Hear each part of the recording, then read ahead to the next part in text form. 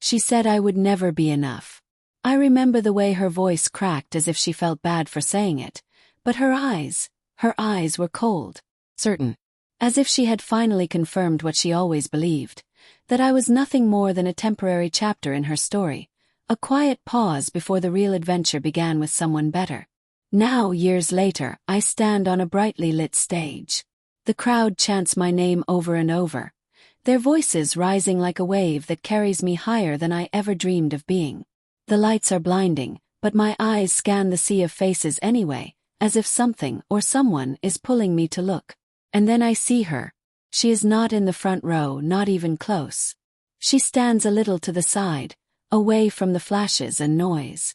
Her hands are together, clapping slowly, mechanically, like her body is there but her heart is somewhere else. Her eyes are glassy, her smile forced. Our eyes meet for a second. I do not smile. I do not nod. I simply turn away and keep walking forward. Because now she watches me from the crowd, and I am not hers anymore.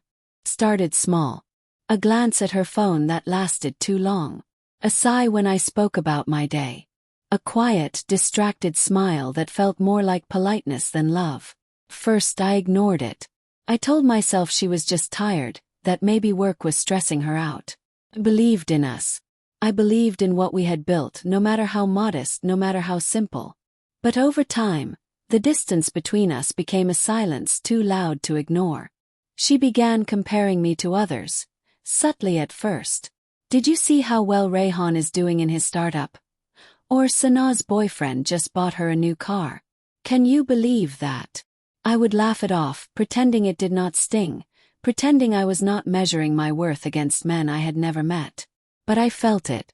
I felt the judgment hiding behind her soft voice and her sharp eyes. I tried harder.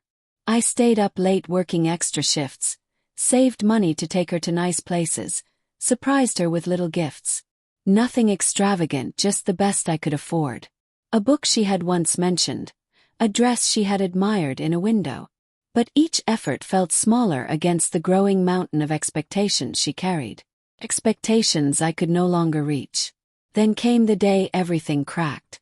We were sitting at her favorite cafe, the one with the tall windows and soft music. She stared at her coffee, fingers lightly tapping the cup. I waited for her to speak, sensing the storm in her silence. "You are a good guy," she said finally. Her voice was calm, too calm. "You are kind. You try hard. But I need more." My heart sank. More. Yes. More ambition. More drive. More something. I do not know. I reached for her hand, but she pulled it away. "Do you love someone else?" I asked, my voice barely a whisper. She did not answer right away. That silence was louder than any scream. "I am not sure love is enough anymore," she said. "You are just too average for me." The words hit like a brick to the chest. Too average. I had been many things to her. Her friend, her safe place, her partner. But now, in this moment, I was just average. Begged. I did not even care about my pride. I told her I would change, that I would work harder, dream bigger, do whatever it took. I reminded her of our late-night walks, our shared laughter, the way she used to look at me like I was her whole world. I reminded her of every little moment, every promise whispered between us. But her heart was already somewhere else. "You will find someone better for you," she said as she stood up, her eyes avoiding mine. "Someone who will love you the way you deserve." She left without looking back. I sat there, alone in that cafe, my hands shaking around a cold cup of tea that neither of us had touched. I stared at the empty seat across from me and felt like the air had been knocked out of my lungs. The days that followed were a blur. I checked her social media, hoping for a sign that she missed me. Instead, I found photos, her smiling next to a man I had never seen before. He looked successful, confident, everything I was not.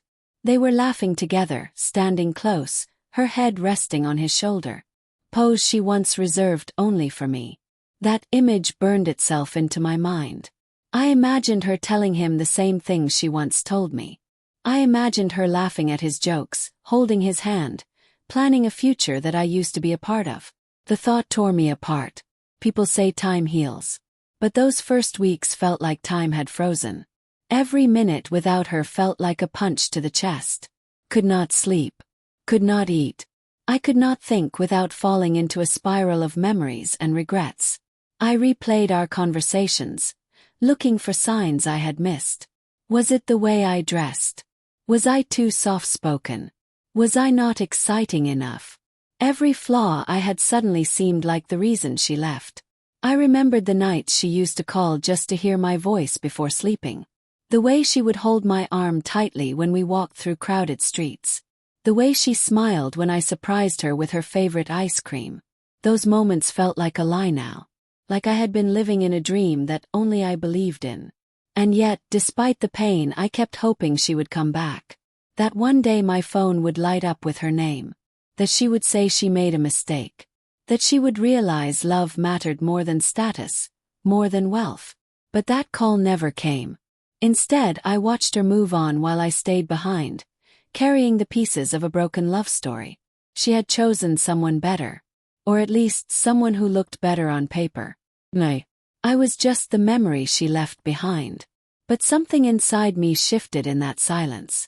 Something quiet, something strong. I did not know it then, but the man she left behind would not stay broken forever. He would rise. And one day she would see. I used to wake up with a sense of purpose, even if it was something small. A message from her. A morning walk. The sound of her laughter playing in my head like a favorite song. But after she left, I woke up to silence. Not the peaceful kind, but the kind that wraps around your chest and squeezes until you cannot breathe. The first few days I kept checking my phone. I stared at the screen for hours, hoping it would light up with her name. Never did. I kept replaying the breakup in my head, word by word, moment by moment, trying to make sense of it all. But the more I thought about it, the more everything blurred together, like it had all been a dream that I had woken up from too late. I stopped replying to messages. Friends asked me to come out to talk, to breathe. But I had nothing to say. What was there to say? That I had been replaced. That I had not been good enough. That the one person I gave my heart to walked away and never looked back. I deleted my social media. Every picture, every post, every trace of her presence had to go. But even then I could not delete the memories. They lived in my head, replaying like a cruel movie that never stopped. I would see her face in strangers, hear her voice in crowds, and feel her absence in every room I walked into. Food lost its taste. I would make myself a cup of tea and let it sit until it went cold. I skipped meals without noticing. My clothes hung looser, my eyes looked dull in the mirror. I barely recognized myself. And yet, part of me thought I deserved this slow decay. Maybe if I suffered enough, she would come back. Maybe the universe would feel sorry for me. I stopped going out. I told myself I was tired, but the truth was, I did not want to see happy couples. I did not want to hear laughter or love songs. Everything reminded me of what I had lost, of what I had failed to protect. I stayed in my room most days, lying on the floor because the bed felt too soft, too comforting. I did not deserve comfort. I would stare at the ceiling for hours, thinking of the things I should have said, the things I could have done differently. Maybe if I had been more ambitious. Maybe if I had worked harder. Maybe if I had smiled more, joked more, made her feel more alive. The self-doubt grew like a storm inside me. I questioned everything, my worth, my future, my dreams. I started to believe that maybe she had been right. Maybe I was just average. Maybe no one would ever truly stay with me. I would whisper it to myself like a curse. You are not enough. You will never be enough. Nights were the worst. The silence was louder. I would lie in the dark, hoping sleep would take me quickly, but it rarely did. I would turn to the side of the bed where she used to sleep and find it cold. I would imagine her curled up beside someone else, whispering secrets, laughing softly. And I would cry, quietly, shamefully, so no one would hear me fall apart. I lost people. Not just her. Friends who cared, who reached out, who tried to pull me back. Pushed them away. I did not want pity. I did not want advice. I wanted her. And when I could not have her, I chose isolation instead. It felt easier to be alone with my pain than to pretend I was fine. Days turned into weeks, weeks into months. Everyone else moved on. Birthdays passed, celebrations happened, people changed. But I stayed stuck in the same place, holding on to a past that no longer belonged to me. I watched life through a window I could not open. One night, I found myself standing in front of the mirror. I looked at my face, pale and tired.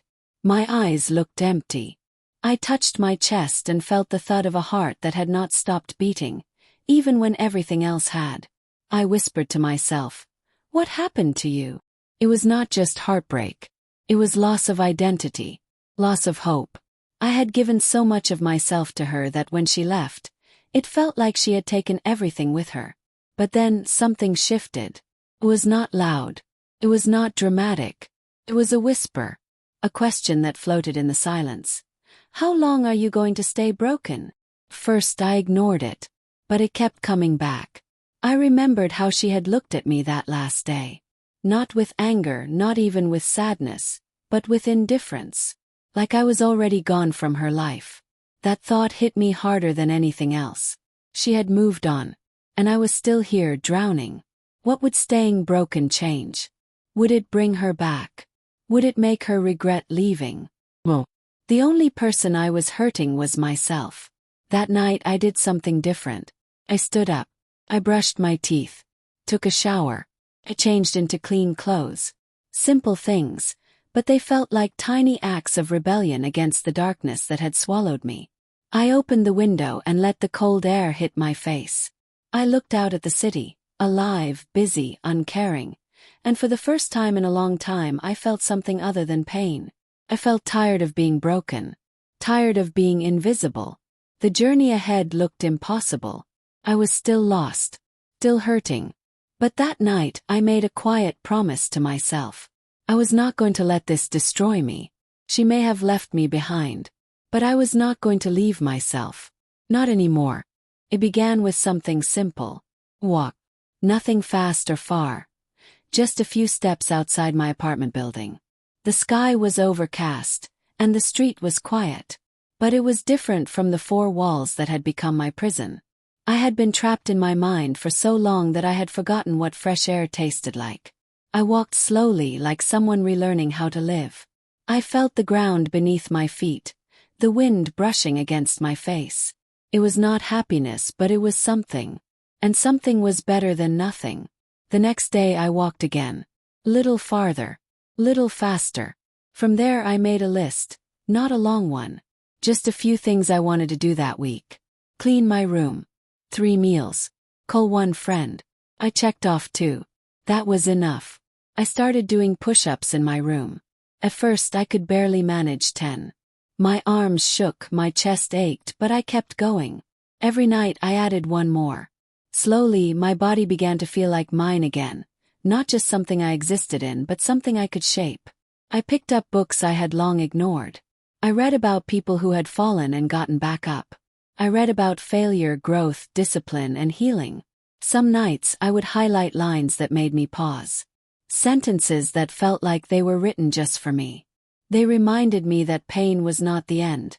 It was the beginning. I watched videos of people who had built something from nothing. One guy had started a music channel from his basement and was now touring the world. Another had turned his heartbreak into poetry that touched millions. Their stories lit a spark in me. Not jealousy but curiosity. What if I could do that too?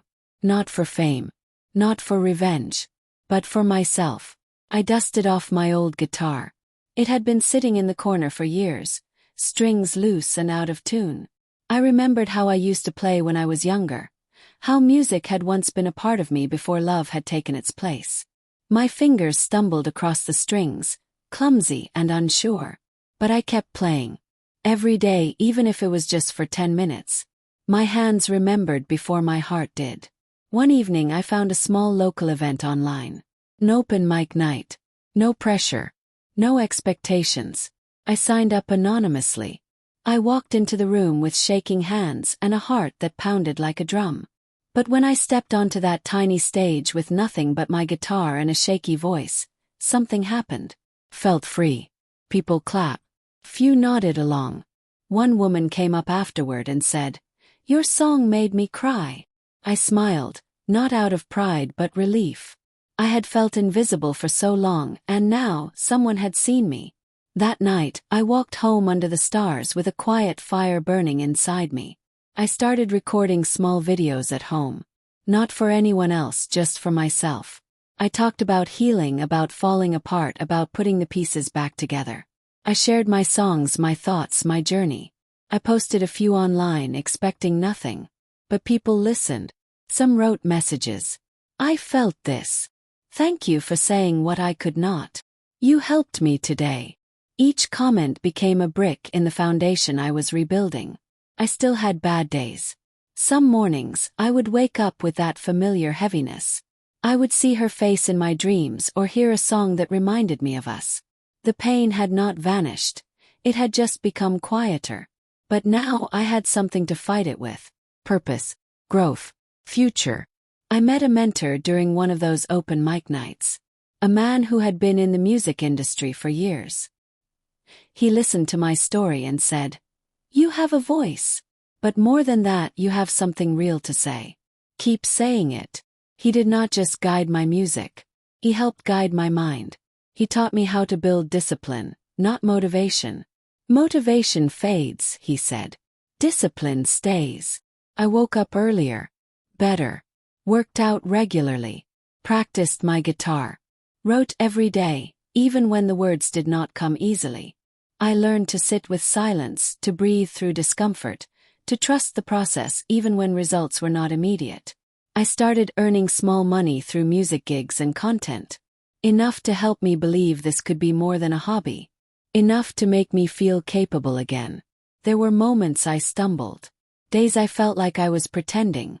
Times I questioned if this new path was real or just a distraction. But each time I fell, I got back up faster. The voice in my head began to change. The one that used to say, "You are not enough," now whispered, "Keep going. You are becoming." My reflection began to change too. I saw someone with clearer eyes, broader shoulders, stronger presence. Someone who had been through hell and did not let it define him.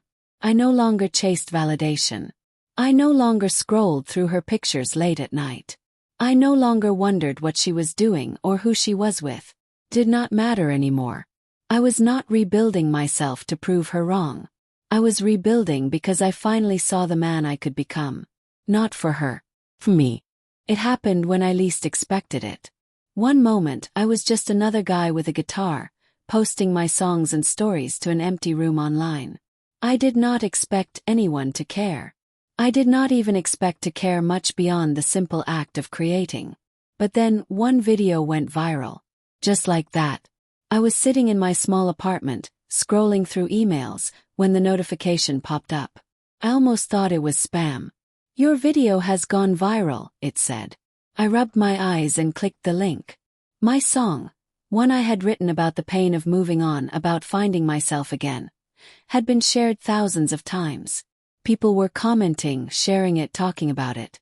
I was shocked. I had been creating for months, with no real expectations. But this felt unreal. At first, it was just a trickle.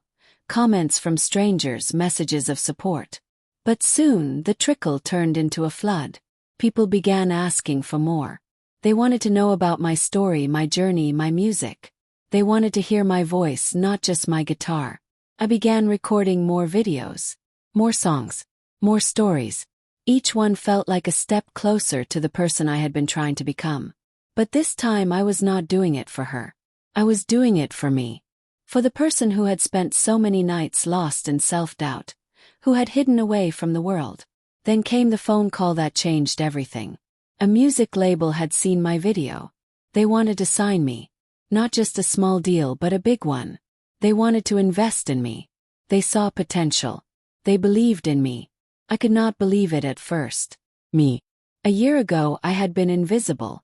Now I was standing on the edge of a dream I had almost forgotten. I signed the contract and suddenly my life began to shift. I went from creating in my bedroom to performing on stages. People began to recognize me. I started receiving invitations for interviews. Magazines wanted to write about my story. The song that had started it all became an anthem for so many who had been where I had been. But with the recognition came the pressure. The expectation. I had to keep going, to keep producing, to keep proving that I was not just a one-hit wonder. It was overwhelming at times. There were nights when I would lie awake, heart racing, wondering if I could keep up with the world that had suddenly come crashing into my life. But I pushed through. Every time I wanted to give up, I thought of her words. "You're just too average for me." Those words haunted me, yes. They made me question myself. But now they fueled me. They pushed me forward. Because the truth was, I was not average. I was becoming something more. Something she would never see. Something that was mine. As the months passed, I found myself on bigger stages. The interviews came in waves. The recognition grew. I was not just the guy who wrote a song about heartbreak. I was someone who had overcome it, someone who had built something from nothing. And people admired me for it. I received messages from fans, from people who had listened to my music and found strength in my story. They thanked me for being honest, for sharing my pain and turning it into something beautiful. It was humbling. It was overwhelming. I felt like I had finally become the person I had always wanted to be, even when I had no idea how to get there. But the most surreal moment came when I saw her name again. It was not in a text message. It was not in a memory. It was on my screen. She had shared one of my videos. I had to blink twice. I could not believe what I was seeing. Her message was simple. "I used to think you were nothing special. But I was wrong." For a moment I did not know how to feel. There was no joy, no bitterness. There was only an empty silence that echoed louder than any applause I had ever received. I had spent so much time wondering if she would ever see me again, if she would regret leaving me. But in that moment I realized something. Did not matter. I was not the same person who had once begged for her attention. I had built something on my own, something that had nothing to do with her. Her opinion no longer had the weight it once did. So I did not respond. I did not need to. Instead I kept going. Kept writing. Kept creating. Kept building. I had learned something over the last year. I had learned that the world did not owe me anything. But if I worked hard enough, if I believed in myself, I could create something that was entirely my own. Something no one could take away. The recognition kept coming. The opportunities kept growing. I began to tour, performing in cities I had only dreamed of visiting. The lights were brighter, the crowds bigger, the music louder. I was no longer just a guy in a room with a guitar. I was someone people looked up to. Someone whose words and music had made an impact. And then, one night, I found myself standing backstage at one of the biggest venues I had ever played. The lights were dim, the audience was buzzing with excitement, and I was getting ready to step out onto the stage. As I waited for my cue, I saw her again. Not in the crowd but on my phone. Her message from earlier flashed on the screen. I was wrong. I put the phone down and stepped onto the stage. The crowd cheered. I closed my eyes for a moment and took it all in. Not for her. Not for anyone else. But for me. 'Cause I had done this. I had built this life. And I was proud of it. As I sang my song, the one that had started it all, I thought of how far I had come. How much I had grown. The pain of the past was still there, but it was no longer a weight I carried. It was part of who I was. And now, I was more than just the guy she had left behind. I was everything I had always wanted to be. And I would never let anyone make me feel small again. The applause echoed in my ears and I smiled. Not for her but for myself. Because I had finally become the man I was always meant to be. It started with a simple message. First I thought it was a mistake. Maybe it was a spam message or someone from my past trying to reconnect for the wrong reasons. But when I saw her name, my heart skipped. The notification blinked on my phone screen, and for a moment I froze. Had been months. Months since I had let go of the pain, since I had stopped searching for answers, stopped hoping for things to change. I opened the message with a steady hand, unsure of what to expect. I need to talk to you. Can we meet? I stared at the words, each one heavier than the last. I had moved on. I had become someone new. But seeing her name again, knowing that she had come back after everything, stirred something inside me. The old part of me, the part that used to wait by the phone, hoping for her to reach out, hoping for her to come back, was still there, buried beneath the person I had become. I took a deep breath and replied, keeping it short, composed. Okay. When? Her response came quickly, almost too quickly. Tomorrow. I'll be at the coffee shop near your place at 2 p.m. I agreed, and then the waiting began. I spent the whole night thinking about what this meeting could mean. But no matter how many times I ran through it in my head, I could not shake the feeling that it was too late. That things had changed in ways neither of us could reverse. The next afternoon, I arrived at the coffee shop a little early. I sat by the window, watching people go by, watching the world move on while I stayed rooted to this moment. There was a nervous energy in the air, but I did not let it consume me. I had learned how to be calm, to trust myself. She arrived a few minutes later. I saw her from the window, standing in the doorway, looking just like I remembered. Beautiful, unsure, hesitant. She looked around, as if searching for something familiar, before spotting me. When she walked over, I stood up. Her eyes held the same sadness I had seen the day she left, but there was something different now. Regret, maybe. Or maybe it was just the realization that she had made a mistake. She sat down across from me, her hands trembling slightly as she fidgeted with her cup. The air between us felt thick with unspoken words, but I did not rush her. I had learned to wait for my own words to come, instead of rushing to fill the silence. I'm sorry, she said, her voice quieter than I remembered. I should never have left. I was selfish. I made a huge mistake. I listened, not interrupting, not reacting. Part of me wanted to say something sharp, to tell her how much she had hurt me, how much I had suffered. But another part of me, the part that had spent months rebuilding, growing, becoming better, knew that it was not worth it. She had already made her choices. This was no longer about proving anything to her. It was about me. I was stupid, she continued, her eyes lowering. I thought I could find something better, that I deserved someone better. But I was wrong. I had everything with you. And I lost it. I lost you. I met her gaze, and for the first time I saw her vulnerability. The walls she had built around herself had crumbled. I could see it in the way her lips trembled, the way her eyes searched mine for forgiveness. But I did not feel angry. I did not feel the need to make her feel guilty. I had let go of that part of myself. I was no longer the person who needed her to apologize. I was no longer the person who needed her at all. I hear you, I said, my voice calm, steady. And I appreciate that you're being honest. But the truth is, I'm not that guy anymore. I'm not the man you left behind. She blinked, as if the words had caught her off guard. Her face changed in that moment, the mask of regret slipping just enough for me to see the shock in her eyes. I could see it, the realization that the man she had walked away from, the man she thought she could replace with someone better, was no longer the same. You've changed, she whispered. I can see it. You're not the person I remember. I nodded, though I did not feel any pride or satisfaction in saying it. It was the truth. And sometimes the truth was not something to celebrate. It was simply something that had to be acknowledged. I've changed, I repeated.